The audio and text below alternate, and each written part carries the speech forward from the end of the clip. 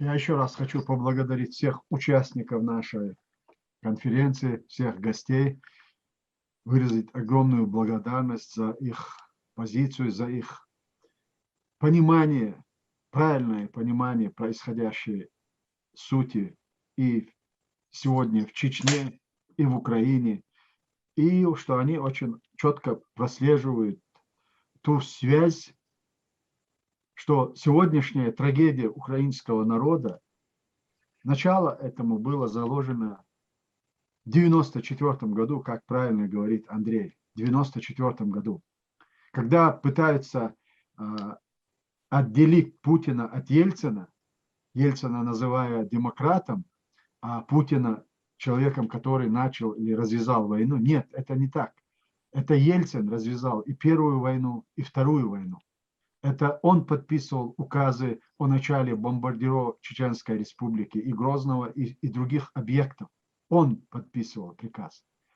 И я помню, находясь в осажденном Грозном, когда у нас еще работали маленькие телевизоры, Ельцин, выступая, передавая власть уже Путину, он крокодильями слезами говорил о том, что он жалеет, что он сожалеет и жалеет о том, что он сотворил в Чечне в 1994 году за войну в Чечне. И это происходит в тот момент, когда он продолжает войну в 99-м, 2000 год. Эта война идет, Грозный бомбят. Я сижу под этими бомбами. И сотни тысяч людей в Грозном находятся в подвалах. Гражданские лица, которые оказались там. Они до конца не верили, что будет такая очередная война и очередная бомбежка Грозного, потому что Ельцин в свое время подписал договор о мире с Масхадовым, с Асланом, с нашим президентом, где он заверил и международную общественность, и российскую, и чеченскую, что с этого момента все вопросы, касаемые взаимоотношений России и Чечни, будут решаться исключительно мирным путем. Отказ от угрозы, отказ от применения угрозы силы. Все это было изложено, и, естественно, он дал второй раз. И представляя Путина, объявив его своим преемником, представляя его, назвал его окончательным решением чеченского вопроса. Вы вдумайте слова «окончательное решение чеченского вопроса». Уже в истории было такое, когда один человек пытался окончательно решить вопрос евреев. И тогда, после Нюрнбергского процесса, весь мир заверил человечество, что они больше такое никогда не допустят. А вот видя представителя, которому президент России, президент ядерной державы поручает окончательно решить чеченский вопрос, мир замолчал или начал аплодировать.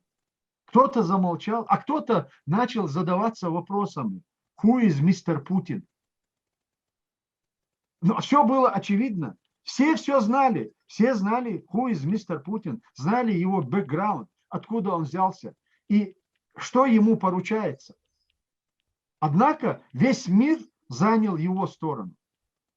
Вы знаете, события, которые сегодня происходят в Украине, почему я остановился на вопросе вот этого вопроса нашей конференции, потому что я хотел, чтобы вы обратили внимание, не только наши участники конференции. Я хочу немного освежить нашу память из прошлого. Начало этому было заложено в 1994 году. Русский фашизм воспрял и полным ходом встал на путь агрессии и уничтожения в 1994 году. Мы уже один раз, чеченцы, казалось бы, сегодня любой человек, который говорит о ситуации в Украине, должен был начать с того, чтобы говорить о чеченской трагедии. Что это Всевышний сегодня нам всем дает знать, как можно смотреть на чужую трагедию, на трагедию, которую совершает малым народом, над малыми народами, или малый народ, который переживает. Все тогда молчали, весь мир молчал. Сегодняшняя Украина в 1994 году, 5 декабря, подписав меморандум и заручившись гарантией от России, от Соединенных Штатов Америки и Великобритании о том, что им гарантирована территориальная целостность, они отказались от своей мощи. Это была третья держава в мире, ядерная держава. Они отказались, отказавшись, подписав этот меморандум, тут же, когда Ельцин начал войну в Чечне, официальный Киев занял позицию, что это внутреннее дело России. Соединенные Штаты заняли ту же позицию. Весь мир занял эту позицию. И сегодня, если говорить о том, что какую цену и какую лепту внес чеченский народ в борьбе с русским фашизмом, мы отдали огромную цену за это. Мы продолжаем платить, бороться с ними и расплачиваться жизнями наших людей. И что мы наблюдаем сегодня очередной раз? История повторяется, дежавю не только лишь в бомбежке Киева или Харькова, параллели с Грозным или с Гудермесом или с Аргуном. Дежавю 1944 года. Вы понимаете, в 1944 году чеченцы находились на самой передовой войне с нацистами, с немецкими фашизмами. Брестская крепость. Защищали Брестскую крепость, защищали чеченцы и ингуши. Немцы были под Москвой, когда чеченцы и ингуши продолжали оборонять крепость, Брестскую крепость. Встреча на Эльбе с союзниками. Кто встретился? Висаитов, чеченец. Кто водрузил флаг над Рейхстагом, над фашистским Рейхстагом? Один из них был чеченец. И что в результате чеченцы получили? В результате чеченцы получили депортацию, полную, поголовную депортацию чеченского народа, которая обошлась чеченцам 50% человеческих жизней. И нас, людей, которые стояли на передовой борьбе с нацистами и с немецкими фашистами, зачислили в разряд способников нацистов. И вот этот ярлык над нами держался 60 лет, до 2004 года, пока Европейский парламент не принял резолюцию, вернее, намерение или проект резолюции о том, что это был геноцид чеченского народа. Я не случайно вспомнил 1944 год, Вторую мировую войну. Что мы сегодня наблюдаем? Да, сегодня началась Третья мировая война. Но она началась не 22 или 24. Она началась еще в 2008 году. И кто был на передовой с этим русским фашизмом, когда началась Вторая мировая война? Чеченцы были на стороне Грузии и воевали за Грузию. Несмотря на то, что у них в Чечне продолжала война с этим же русским фашизмом. Однако Грузия, как страна, как государство, в последующем, даже получив от российской агрессии как отъем своих собственных территорий, и когда мы им предложили официальному Киеву подать в суд на Россию, используя свое право на основе резолюции Совета Европы, который был принят еще в 2001 году, о том, что любой член Совета Европы имеет право подать Россию в суд, Международный уголовный суд. Официальный Тбилиси во главе с Саакашвили, они отказались сделать это. И мы остались опять один на один. Они договорились и с Европейским Союзом, и с Соединенными Штатами Америки. Да, они потеряли территорию, но в остальном они договорились и заняли абсолютно античеченскую позицию в вопросах независимости чеченцев и чеченского народа, и чеченского государства. За этим последовало событие в Украине. Что произошло? Отъем территории, начало провокационных и военных действий на оставшейся части в востоке Украины. Мы опять, кто там первым оказался в рядах на стороне украинцев? Это были чеченцы, которые стали вместе с украинцами защищать их свободу и их независимость от агрессии, российской агрессии. И как только конфликт притих, что мы получили? Мы опять украинскому руководству предложили подать на Россию в суд, Международный уголовный суд за те события, которые произошли с нами 20 лет назад. Потому что они имели право, полное право юридическое подать в России, на Россию в суд. Вместо того, чтобы опять-таки поднять чеченскую тему и поднять те преступления, которые Россия совершила на территории Чечни, украинцы в первую очередь что сделали? Они выдали чеченцев, обвинив его в терроризме. По запросу России начали выдавать чеченцев России. Саакашвили в свое время, идя Путину на поклон, выдал общей сложности 35 чеченцев, которые находились по запросу России за то, что они оказывали сопротивление российским агрессорам. Вот эта вся несправедливость сегодня выливается. И что мы сегодня наблюдаем? Что происходит?